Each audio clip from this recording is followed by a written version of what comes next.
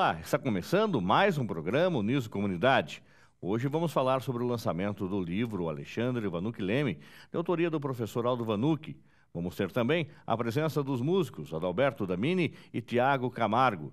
E vamos saber sobre a Semana de Letra, que acontece no Campus Trujillo. Nossa convidada para falar sobre a semana é a professora Denise Lemos Gomes, que também é a coordenadora do curso de Letras Português e Inglês. Professora Denise, muito obrigado pela sua presença. Eu que agradeço. É uma grata satisfação tê-la aqui. Falar de uma semana de letras num período de aniversário da Uniso, que antecede a própria história da universidade. A Uniso está completando 20 anos, porém, a semana já existe há 28 anos e há 33 anos o concurso literário da universidade. Nesse tempo todo, desde quando a senhora está na Uniso? Já tem 15 anos que eu estou aqui na instituição. 15 anos. Entrou quando já era Uniso já. Já. Lembrando, já. Para você que conhece um pouco a nossa história, ou quer conhecer um pouco mais, a Uniso nasce muito antes disso. Ela nasce da Faculdade de Filosofia, Ciências e Letras de Sorocaba e também da Faculdade de Administração e Ciências Contábeis. Na fusão das duas instituições, mantidas pela Fundação Dom Aguirre, surge a Universidade de Sorocaba há exatamente 20 anos. Inclusive, tem uma série de comemorações e eventos especiais neste ano. Professora Denise, com relação à Semana de Letras, nós teremos o encerramento do concurso literário, ia ser no final desta semana que o programa está passando, porém, na próxima sexta-feira, dia 24 de outubro, o prédio foi requisitado pela Justiça Eleitoral, já que teremos segundo turno e o Campus Trujillo, onde funciona também o Colégio Dom Aguirre, é a maior zona eleitoral de Sorocaba. E lá são montadas as urnas outra vez. Então, o encerramento vai ficar para próxima segunda-feira, dia 27. Dia 27 de outubro. Tá, os convidados já foram avisados? Já foram avisados, confirmados. Mantém a mesma programação, só que com a alteração da data, de 24 de outubro para 27 de outubro. Quantos trabalhos participaram deste Foram concurso? 113 textos, 58 autores, porque era possível os autores indicarem até 3 causos, né? Que a modalidade deste ano foi causos e a temática cultura regional. Agora, dentro desses textos e causos, nós temos autores do país todo? Sim, exatamente. Nós tivemos do Amazonas, Pernambuco, Rio Grande do Norte, Distrito Federal, Bahia, Pernambuco, dos como é que eles sabem de como é que o concurso está acontecendo? Já virou tradição? É uma coisa de tradição. Em anos anteriores nós tivemos até a participação internacional de alguns autores, até brasileiros, que estavam em outro país e souberam. Nós procuramos divulgar para as editoras, nas redes sociais, no próprio site da instituição. Então, já se formou quase que uma rede. Eles aguardam, porque é uma coisa de tradição. Alguns que já até participaram anteriormente, tornam de novo a se inscrever. Então, é um evento que é bem procurado e tem sempre uma adesão muito grande. O que é um caos? Um caos, a própria comissão organizadora do concurso definiu como uma história curta que representa fatos que podem ser verídicos ou não, e que envolve situações populares, né, que pode relacionar o dia a dia e incluir nisso o folclore brasileiro. Então, era uma tentativa mesmo de resgate às nossas raízes. Geralmente, ele é curto, né, contado de uma forma engraçada e recolhido de histórias que são contadas oralmente pelo povo. E vão se passando de gerações para geração. Então, isso é interessante que a gente tenha esse resgate e que isso se perpetue. Então, foi essa a intenção da comissão organizadora, que é composta pelos próprios professores do Colegiado de Letras, né? Para que a gente conseguisse resgatar um pouco da nossa cultura regional e esses causos que às vezes ficam esquecidos, adormecidos, mas que podem de novo ressuscitar através dessa tentativa que a gente fez de colocar esse evento. Agora, o que diferencia um causo de uma crônica? Tem a própria estrutura, né? A crônica, ela não tem essa questão da oralidade. A oralidade é a que é o ponto forte, porque ele é passado de geração em geração e também ele está mais preso à questão do folclore brasileiro. A crônica não necessariamente, né? Agora, pode ter um causo contado, o mesmo causo contado com versões distintas, diferentes, mas se a mesma história, a base dele se é a mesma? Às vezes acontece, né? Porque quem conta um conto aumenta um ponto. Então, os causos, quando ele é passado de geração em geração, então sempre tem a interferência do novo contador, né? Mas a característica dele em si não pode alterar, porque aí ele deixa de ser causo e passa a ser um outro gênero, né? Agora, os causos aí dentro do nosso folclore, acredito, ele tem uma raiz muito forte na tradição do país, na base nossa de agricultura, no campo. De fato, é lá que nascem esses causos, até pelo próprio nome, um conta um causo para o outro, né? Essas raízes, elas permitem uma aproximação maior, né? Até anteriormente a gente tinha mais esse diálogo, esse contato familiar. Então, eu acredito que é por isso que também as coisas vêm se perdendo, porque esses momentos de contato e de diálogo estão, na minha percepção, eles estão diminuindo. Mas a gente encontra também causos urbanos, não só rurais, né? Que pode ter essas raízes que você falou, mas também existem causos que não acontecem necessariamente nesse espaço que é do campo. Agora, lógico, sem adiantar quem são os ganhadores, que nós vamos anunciar na próxima segunda-feira, dia 27 de outubro, no encerramento da semana, como a gente já disse, que deixa de ser dia 24, porque a cidade, o campo surgido da Uniso vai ser usado pela Justiça Eleitoral. Teve algum caso que a senhora leu, chamou a atenção, desde de Raízes do Campo, ou que, por exemplo, chamou a atenção no aspecto de que já ouvi esse caso, mas esse jeito de contar o caso está muito interessante? Então, a escolha, ela é feita da seguinte forma. Retira-se, nós temos os colaboradores, que são ex-alunos, inclusive aqui da instituição, que administram o site onde os causos foram entregues, né? Foram postados, que existia um formulário no site da Uniso para que os interessados fizessem essa postagem. Esses colaboradores retiram os nomes de todos os autores e encaminham para uma comissão julgadora, que é composta por professores do próprio colegiado, professores doutores especialistas no aspecto literário, para que seja feita essa seleção. Eu não participo da comissão julgadora. A senhora não viu os causos ainda? Não vejo, porque prefiro ficar mesmo na coordenação, então eu não faço parte da comissão. Então, eu não tive acesso à leitura dos 113 causos. Eu tenho, sim, alguns professores que farão essa parte, e aí desta leitura prévia dos 113 textos, eles fazem uma classificação e retiram 5 causos mais pontuados, e aí sim, no dia 27, esses 5 causos serão apresentados, inclusive com a participação especial do professor Ademir Feliciani, que se prontificou a interpretar esses causos no dia 27, e aí, novamente, a comissão julgadora se reúne, aí sim, para selecionar os 3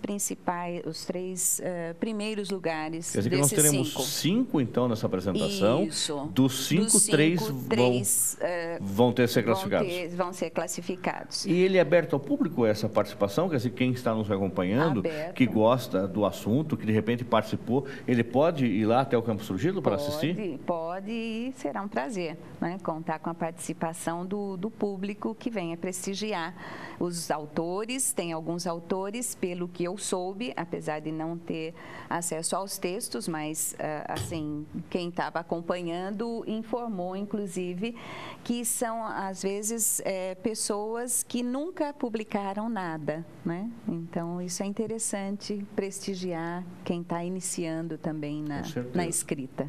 Lembrando que o campus Trujillo da Uniso fica na Avenida General Osório, bem atrás do Shopping Sorocaba, facinho de você chegar, e o auditório central está na entrada da universidade. Professor, e qual vai ser o prêmio para o ganhador? Como é que vai ser o mérito desse que foi selecionado entre os 113, caiu para 5 interpretados, e aí 3 selecionados? Apesar do número grande, né, e até acredito que porque confiam e acreditam no concurso literário, ele não oferece nenhum prêmio em dinheiro, né? Então, é mesmo pelo mérito da escrita. Então, os 3 primeiros lugares recebem um certificado de participação, um troféu, pelo menos o primeiro lugar. Nos anos anteriores, o troféu ele era artesanal e geralmente com a temática do próprio concurso. Neste ano, ainda não tive o retorno se isso também vai acontecer, mas, de qualquer forma, haverá um troféu para o primeiro lugar e certificados de participação para os 5 finalistas. E também nós tivemos oferecimento de publicação de um espaço, né, num e-book que é editado por uma editora de um ex-aluno do curso de letras, que é o João Paulo Gessel, que é um dos colaboradores sempre do nosso concurso. Então, ele ofereceu esse espaço na editora dele, nesse e-book. Tá certo. Lembrando, então, que a gente acabou até falando de trás para frente aqui, a gente falou da entrega do prêmio, que acontece na próxima segunda-feira, dia 27, porém, nesta semana, está acontecendo a Semana de Letras da Uniso. O nosso programa estreia aqui no final de semana pela Cantate, que você pode se programar para assistir e acompanhar, e também ele acontece de inédito nesta segunda-feira aqui na TV Com, e depois você também ouve e assiste o programa na TV Verde Votorantim e outros dias de reprise. Então nós vamos aí passar a programação da Semana de Letras. Na segunda-feira, o que vai acontecer, professora?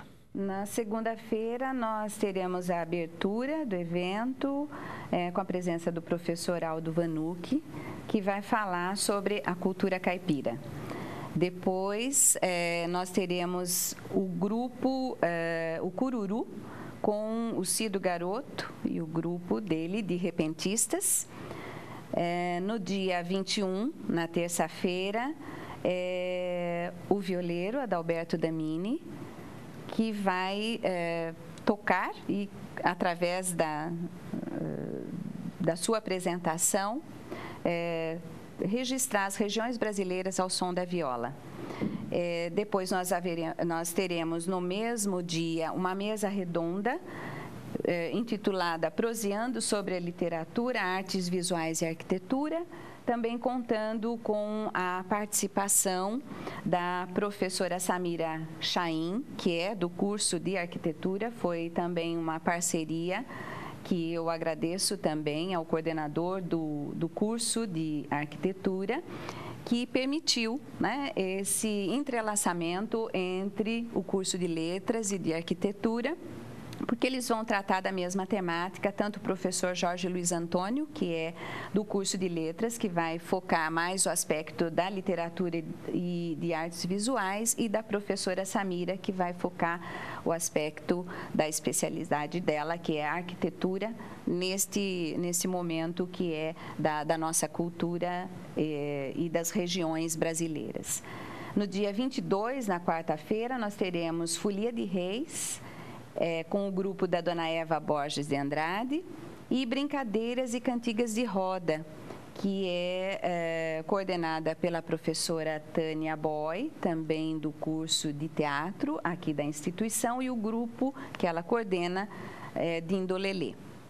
No dia 23, quinta-feira, nós contaremos com a presença do diretor da Biblioteca Infantil de Sorocaba e membro da Academia Sorocabana de Letras, o José Rubens Incal, que também é um colaborador. A academia sempre faz parcerias conosco, sempre apoia e fazemos uma parceria. Então, nesta Semana de Letras também contaremos com esta parceria da Academia Sorocabana de Letras. E ele falará sobre o universo caipira na região de Sorocaba. E depois teremos um debate de um documentário intitulado Em Busca do Inhundu, que é vencedor do Mapa Cultural Paulista 2013-2014, do Carlos Carvalho Cavaleiro. E teremos também a presença do produtor do vídeo, que é o Ricardo Conrado Chat. E aí sim, no dia 27, a nossa final, né? Mas ainda teremos, antes da final, a contação de histórias ao pé do Realejo, que é com a musicoterapeuta Suzana Brunhara, acompanhada da professora Monize Maciel, que é a contadora de histórias. E também nós convidamos a professora Vera Job, que é historiadora e educadora, muito estimada no curso e na instituição, para ser homenageada nessa data também. Justa homenagem.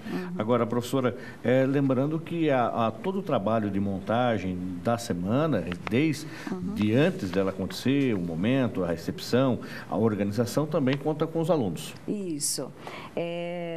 Já há muito tempo, né, toda a estrutura, toda a organização e, inclusive, previamente e mesmo durante a semana, nós temos desde a apresentação, da construção do texto de cada dia que vai haver as apresentações, a pesquisa da bibliografia dos palestrantes, tudo é feito por uma comissão formada por alunos do curso de letras. Então, inicialmente, eles são consultados do interesse em participar. Isso desde o primeiro período, nós já temos a participação dos alunos. Gradual e proporcional. Então, sempre maior número de envolvidos dos alunos do último período, mas já iniciando a participação com os que estão, né, no primeiro ano. Então, nós fazemos sempre uma proporção de número de vagas para que eles se inscrevam. Depois, isso é levado para o colegiado. O colegiado, pelo perfil dos alunos, faz uma indicação de qual seria a função ou o papel que ele exerceria neste período da semana, para ser o colaborador, né? Então, nós temos alunos que fazem a apresentação, aqueles que recebem os palestrantes, que são chamados anjos, nós temos assistente de palco, assistente de som, de iluminação, aquele que faz a cobertura, a montagem e desmontagem, checagem da apresentação mesmo da mesa, dos equipamentos. Então, cada aluno já tem o seu papel, a sua função.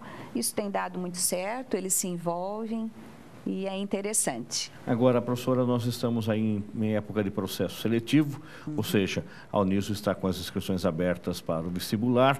Se você se empolgou aí com a Semana de Letras, com a professora Denise Lemos Gomes, coordenadora do curso de Letras Português e Inglês, quer saber mais sobre o processo seletivo da Uniso, pode acessar o nosso site, uniso.br, ou especificamente sobre o curso de Letras. Professora Denise, eu gostaria que a senhora deixasse um e-mail de contato para que se o nosso ouvinte, o nosso telespectador, quiser mais informações da semana ou mesmo informações sobre o curso de letras, como é que pode fazer? Então, o meu e-mail é denise.gomes@prof.uniso.br e o telefone da coordenação é 2101-3033. 2101-3033. Exatamente. Professora Denise, obrigado, sucesso para a senhora nessa Semana de Letras. Obrigada, agradeço a participação. Nós vamos para mais um intervalo, voltamos daqui a pouco com Adalberto Damini e Tiago Camargo, eles que são os músicos que vão tocar na Semana de Letras, mas vão dar uma palhinha já aqui no Niso Comunidade.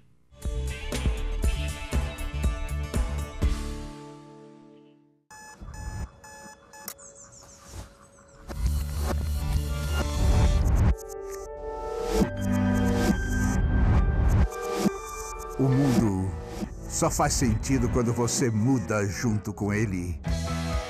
É por isso que você precisa de uma universidade sempre atualizada para entender agora como o mundo será no futuro. Uniso, seu futuro começa hoje. Inscreva-se.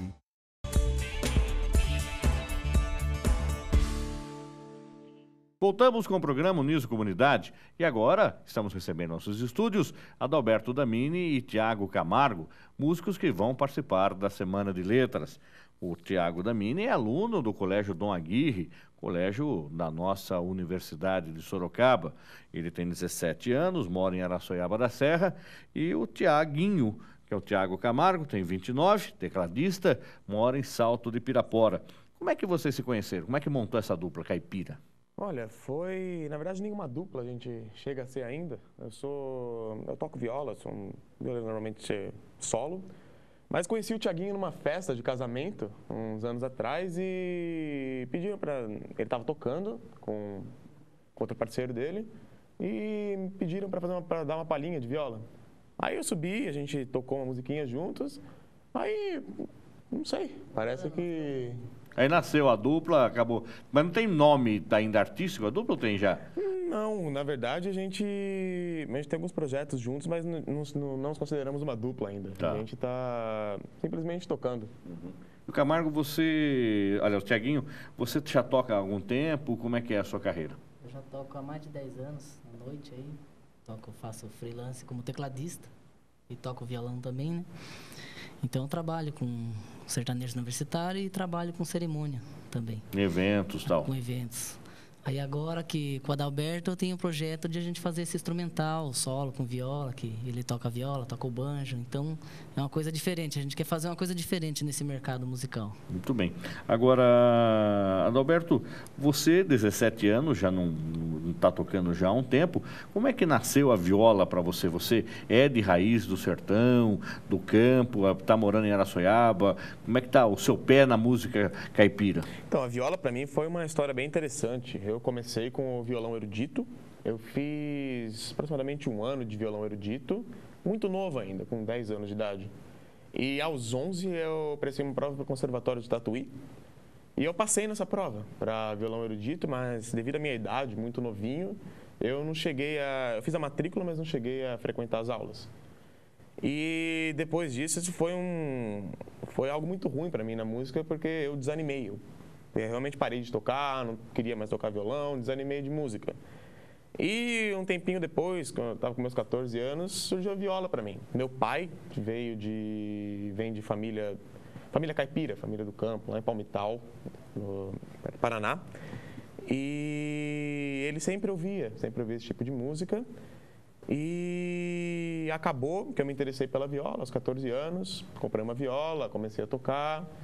Fui em busca e achei o Zeca Colares, que foi meu grande mestre quanto a tudo, me ensinou tudo que eu sei e mais alguma coisa.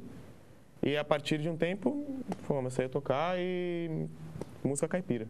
Agora, como é que é, por exemplo, você com 17 anos, está lá no Colégio Dom Aguirre, o pessoal curtindo, acredito que outro estilo musical, e o pessoal, você fala, não, eu gosto de música caipira. Como é que é entre os colegas da sua idade, esse estilo que você gosta? Então, lá no Anglo é bem interessante, cara. A gente tem, às vezes, umas semanas, como essa semana de letras que a gente vai ter aqui. A gente tem o que chama lá Semana Expressa Anglo, onde eles convidam os alunos para tocarem, para fazer algum tipo de arte. E quando eu cheguei lá pela primeira vez tocando viola, todo mundo olhou espantado. E muitas pessoas tiram sarro, outras gostam. Mas eu não me intimido muito com isso, não. Você toca mesmo. Eu gosto e é isso que eu faço, é isso que eu gosto de fazer. Muito bem. E nessa Semana de Letras, eles vão se apresentar na terça-feira, é isso? Terça-feira. Terça-feira. Então, você é nosso convidado. Basta comparecer ao Campus Trujillo da Uniso, ali na Avenida General Osório, para, entre todos os temas muito importantes, muito bons, que vão acontecer, que você já ficou sabendo através do primeiro bloco com a professora Denise Lemos Gomes, nós vamos também ouvir os meninos, o Adalberto Damini e o Tiaguinho. O que vocês vão tocar lá pra gente? Bom, vamos começar aqui com uma música que queria mostrar que essa diferença entre caipira e sertanejo universitário realmente existe. Eu sou uma pessoa que não gosta muito de sertanejo universitário e sou aquele caipirão mesmo. Mas tem algumas duplas de hoje em dia que estão fazendo umas coisas muito legais de viola e não há nenhum preconceito quanto a isso. Então vamos fazer uma abertura aqui, uma música que chama Nossa Missão, de Jades e Jadson, e começando com o tema instrumental Luzeiro.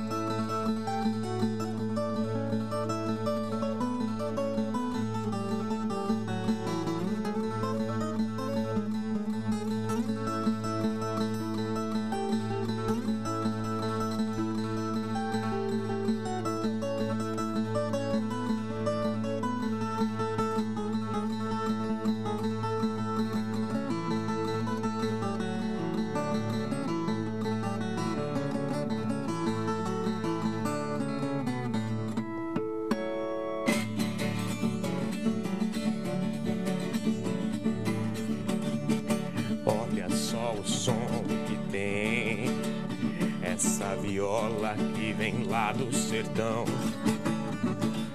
abra o seu coração e vem. Sei que você tem um pouquinho de caipira também. Quem nunca se apaixonou, se emocionou quando tocou um modão. Deus nos deu o dom e a garganta e a gente canta com o coração. Nossa viola nunca vai morrer, não. É o nosso destino, é nossa missão.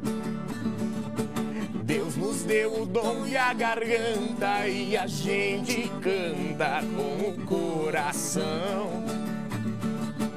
Deus nos deu o dom e a garganta e a gente canta com o coração.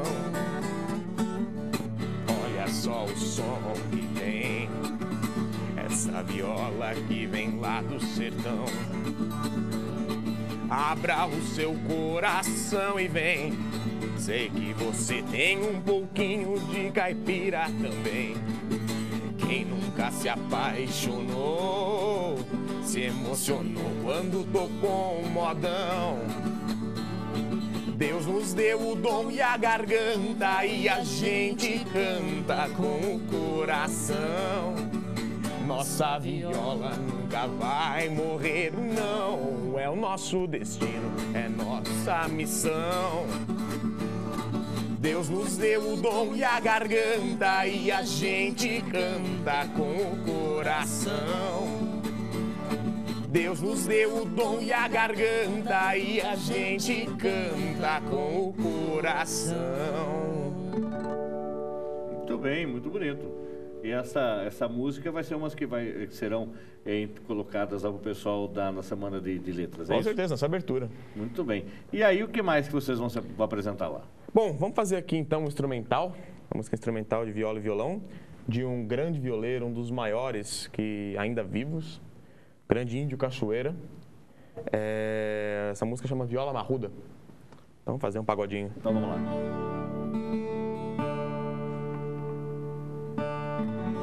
Vamos lá.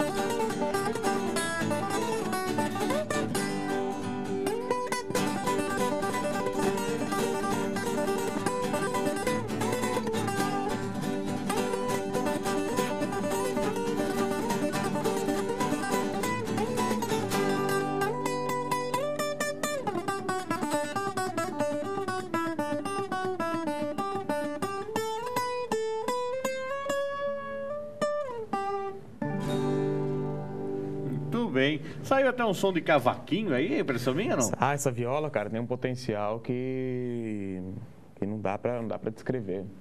Tem pesquisadores que, por exemplo, um mineiro, um violeiro, Renato Andrade, ele conseguia tirar som nessa viola de diversos instrumentos, conseguia tirar som de balalaica, viola portuguesa, e é um potencial que inexplorável. E essa música aí, vocês tocaram o que ela é? Um pupurri de algumas músicas? Então, ela é... Primeiro a gente tocou o instrumental do Índio Cachoeira, a viola marruda, tocamos ela inteira. Aí a gente deu uma brincada, deu uma acelerada nela, para emendar com o brasileirinho. Tá certo. Fazer um chorinho. Muito bem. Nós estamos chegando no final desse bloco. Quem quiser conversar com vocês, aí quer contratar o Tiaguinho para animar uma festa, quer conhecer mais o Adalberto Damini, gostaria que vocês passassem um e-mail, um telefone de contato. Bom, passar meu e-mail pode ser o adalberto.damini.jr@gmail.com, ou procura a gente no Facebook, Adalberto Damini, Thiago Tecladista. Thiago Tecladista. Tá, é fácil de achar vocês no Facebook também.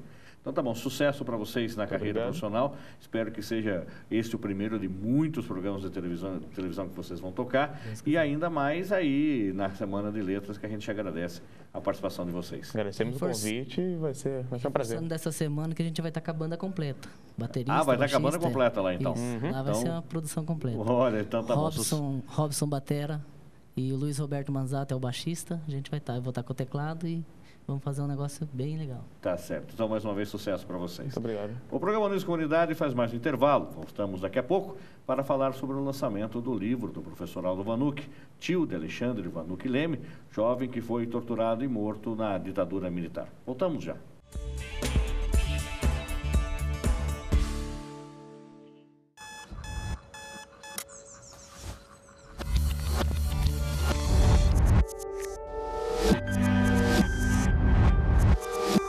O mundo só faz sentido quando você muda junto com ele. É por isso que você precisa de uma universidade sempre atualizada para entender agora como o mundo será no futuro. Uniso, seu futuro começa hoje. Inscreva-se.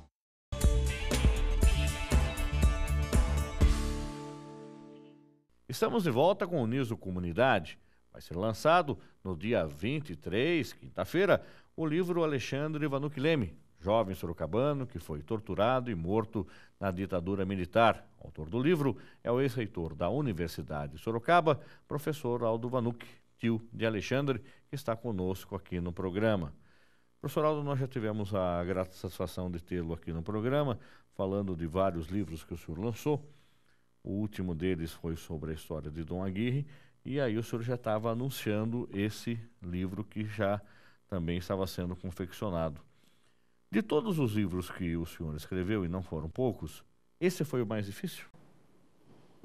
Na realidade, é um livro que eu esperei 40 anos para escrever, porque eu queria e precisava segurar um pouco o coração e escrever assim mais com a mente, num esforço de objetividade, porque não é fácil você contar a história de um jovem de 22 anos preso, falsamente acusado de terrorista e torturado barbaramente e morto, um sobrinho que era o filho que eu ainda não tinha. E no livro, como é que o senhor narra essa história? O senhor usa elementos da própria experiência do senhor enquanto tio, enquanto militante que o senhor sempre foi. O senhor trabalha também com elementos da história, de jornais. Como é que o senhor retratou a história do Alexandre? Evidentemente, ele sendo sobrinho, e nasceu em 1950, precisamente quando eu estava terminando meus estudos no exterior, eu pude acompanhar toda a sua infância, o seu desenvolvimento até a adolescência. E havia uma proximidade muito grande, física.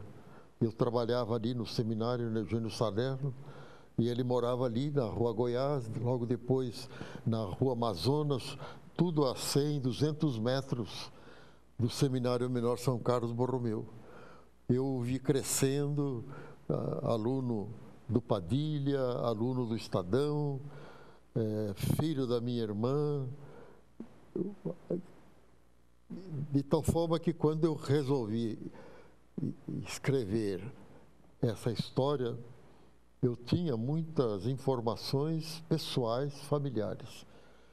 Outras informações eu fui colhendo pouco a pouco nos jornais de Sorocaba, e depois, quando houve a morte dele, evidentemente, nos grandes jornais do país, Folha, Estado, São Paulo, alguma coisa do próprio Globo do Rio. E, além disso, também autores, né? Outras obras. Todo mundo sabe que a ditadura provocou, está provocando até hoje, uma ininterrupta série de livros contando os diferentes aspectos daqueles anos. Agora, no livro também o senhor diz que que aconteceu, inclusive, uma repercussão internacional desse fato e dos outros que morreram também na mesma época. Isso? A repercussão realmente foi não só local, Sorocaba, São Paulo, Brasil, mas pelo mundo. O grande jornal francês, por exemplo, Le Monde, tinha, não sei se tem ainda até hoje, em São Paulo, um correspondente, e ele é um que contava tintim por tintim tudo que ele podia contar, apesar da censura que dominava toda aquela época. Outras repercussões internacionais a gente deve ao fato de ele ter sido filho de uma família profundamente religiosa, católica, eu exercendo o ministério sacerdotal e trabalhando, inclusive, muito ligado não só ao bispo de Sorocaba como coordenador da pastoral diocesana, mas até com o cardeal Arce, que eu era auxiliar também na coordenação da pastoral regional no estado de São Paulo.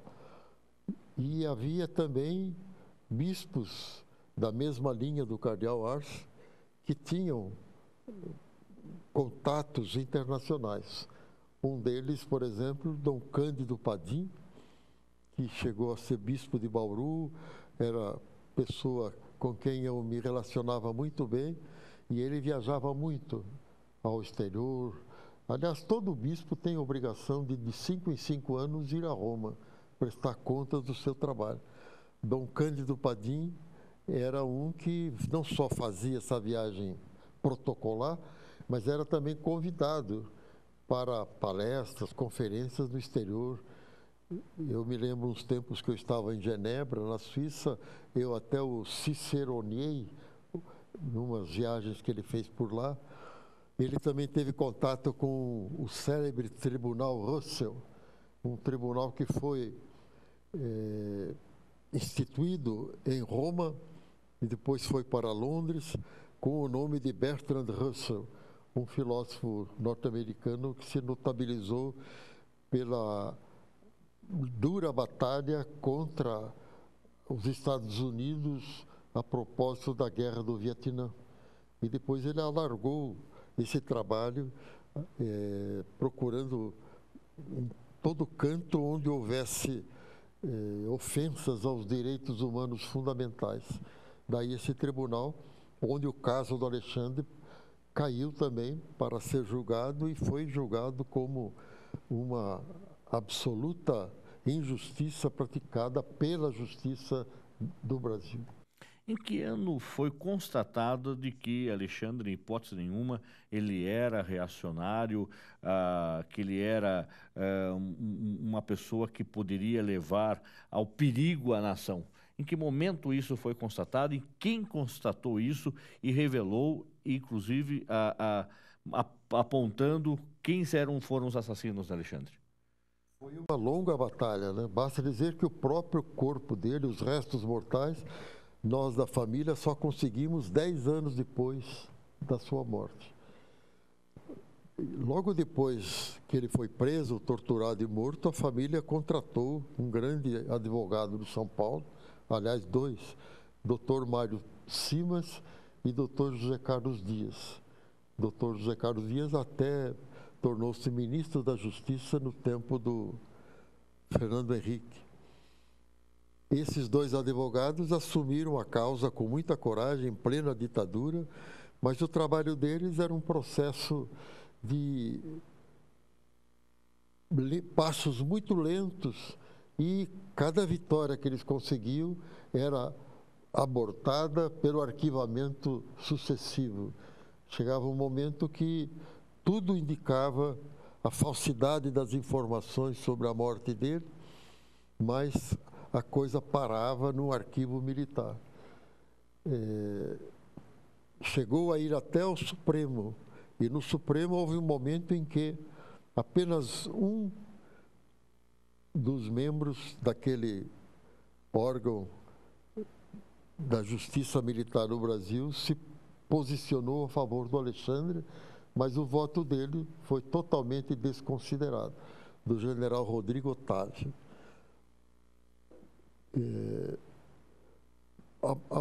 Ao mesmo tempo, a imprensa, a própria Igreja de São Paulo, a CNBB, ia juntando fatos e mais fatos, provas e mais provas sobre o caso do Alexandre e de muitos outros, né? De tal forma que chegou um momento que era impossível continuar mentindo. Então, só no ano passado,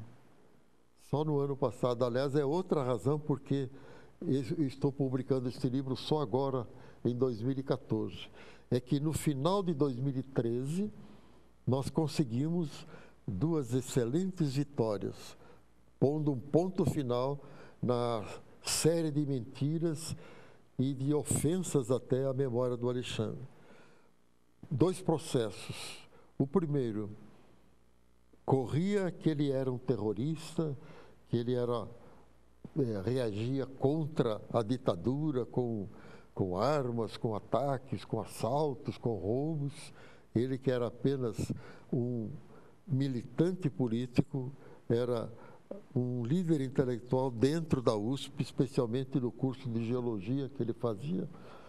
Ficou provado e está agora com um decreto específico, bem claro, dito que ele foi não um terrorista, mas um anistiado político.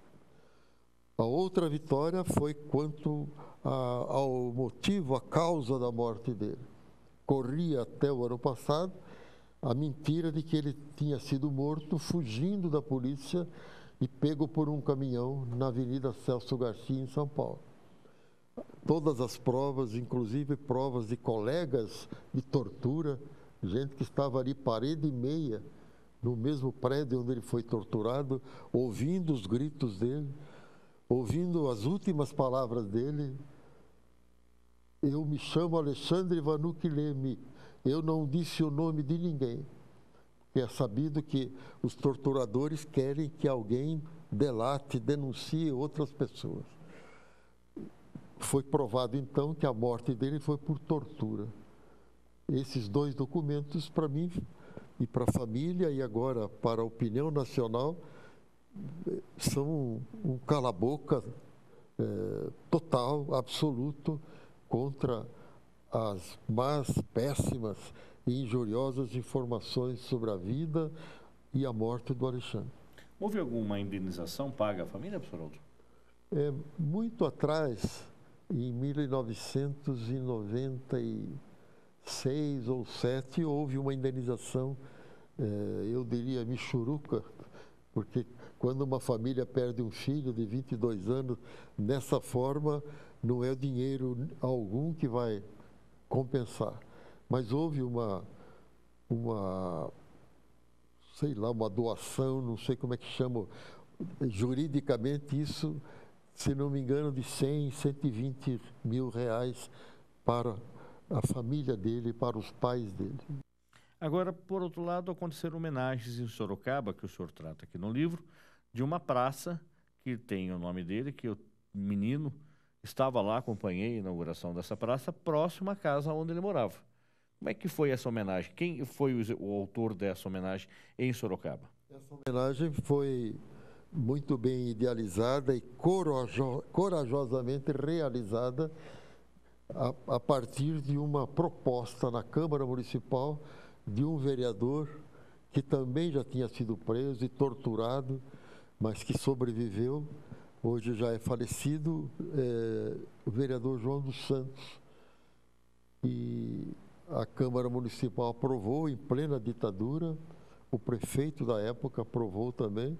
Foi um ato de coragem. O prefeito era o Teodoro Mendes? Era o prefeito Teodoro Mendes. Né? E o local foi escolhido justamente ali, naquela confluência entre a Avenida Afonso Vergueiro e a Rua Amazonas. Uma pequena praça, mas muito bem escolhida, porque ali era um campinho de terra, onde o Alexandre jogava bola com seus companheiros ali entre os 8 e 12 anos de idade. Senhor Aldo, o senhor acredita que com a publicação desse livro, quem se interessa por história, quem se interessa pelo país, quem se interessa pela liberdade, vai ter uma referência a ponto de nunca mais nós cometermos esse erro no país de um governo militar, de uma ditadura militar? É um desejo, né? É a proposta do livro, deste livro meu e de muitos outros, outros até mais substanciosos, digamos assim, porque, como eu digo logo de entrada, eu não sou nem jornalista, nem historiador. Então, essa obra minha é um esforço de objetividade e sobretudo, de mostrar esse fato, essa tragédia e essa vitória ao país inteiro, porque se ele nasceu em Sorocaba, se ele estudou na USP em São Paulo, e em São Paulo foi morto, é preciso que isso corra ao Brasil inteiro, e eu acredito que isso irá ajudar nesse sentido. Aliás, eu tenho como propósito, nesse livro, fazer muitas doações, especialmente a escolas. Não tenho nenhuma pretensão de lucro, nenhuma pretensão econômico-financeira com o livro, porque eu tenho aí centenas de exemplares para doar às bibliotecas das escolas de Sorocaba e de outros locais, porque é importante que, especialmente os estudantes, os jovens, conheçam essa história. Aliás, eu procurei fazer um livro que não chega a 200 páginas. Pessoalmente, eu tenho horror a livros maçudos. Eu acho que desencoraja muita gente. E até essa presença física do livro pode ajudar. E a editora, que é uma ótima editora paulistana, editora Contexto, procurou justamente fazer um livro de aparência também muito agradável, apesar do assunto ser tão duro. Onde pode ser encontrado esse livro? Nós teremos, então, um lançamento aqui em Sorocaba, na Escola Estadão, escola que o Alexandre estudou, lá no Salão Nobre da escola, no dia 23 à noite. Você pode participar, mas quem não tiver oportunidade de estar lá dia 23, nessa noite de autógrafos do lançamento aqui em Sorocaba, já aconteceu também em São Paulo, onde pode encontrar o livro? Eu penso de entregar à livraria aqui da cidade universitária, também na Nobel do Shopping Village e também na Companhia de Letras ou das Letras no Esplanada.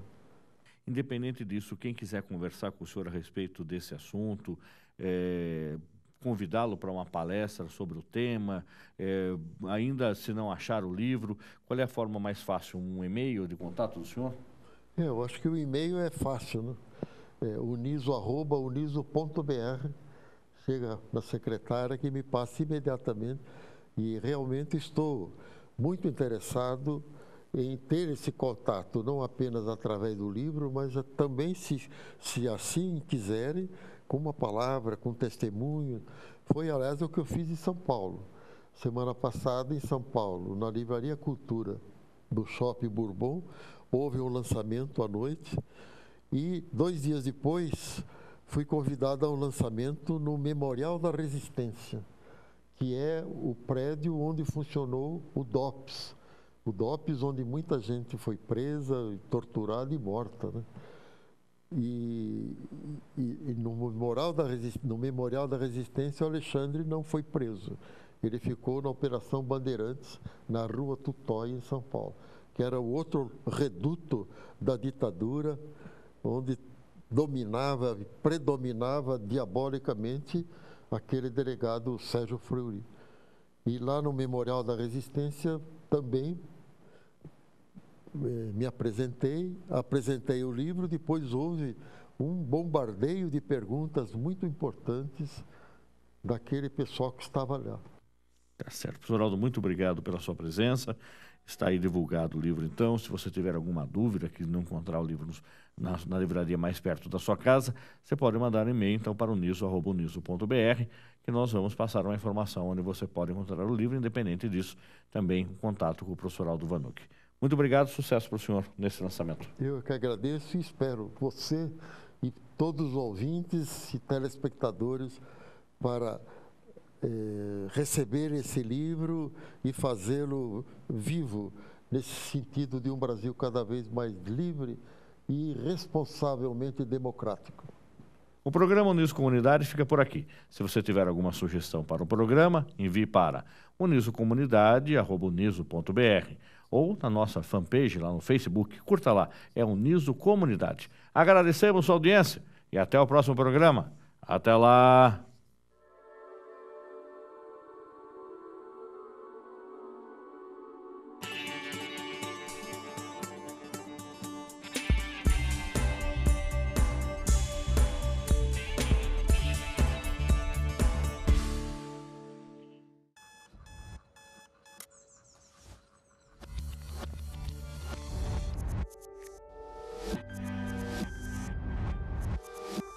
O mundo só faz sentido quando você muda junto com ele. É por isso que você precisa de uma universidade sempre atualizada para entender agora como o mundo será no futuro. Uniso, seu futuro começa hoje. Inscreva-se.